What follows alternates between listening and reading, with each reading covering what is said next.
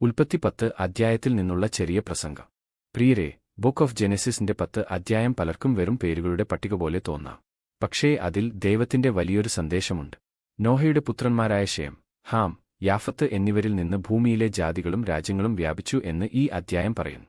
ഇവിടെ നമ്മൾ മനസ്സിലാക്കേണ്ട ഒന്നാണ്, മനുഷ്യർ പല ഭാഷകളിലും രാജ്യങ്ങളിലും സംസ്കാരങ്ങളിലും ആയാലും എല്ലാവർക്കും ഒരേ ഉറവിടമാണ്.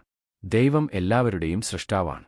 അതിനാൽ ജാതി, ഭാഷ, നിറം, ദേശം എന്നിവയുടെ പേരിൽ ഒരാളെ താഴ്ത്തിക്കാണിക്കരുത്.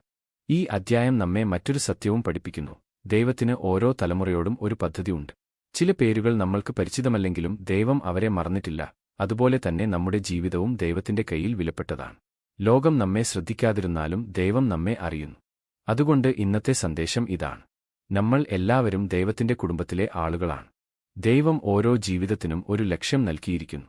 ഐക്യത്തിലും സ്നേഹത്തിലും ജീവിക്കുവാൻ ദൈവം നമ്മെ വിളിക്കുന്നു. ദൈവം നമ്മെ അനുഗ്രഹിക്കട്ടെ.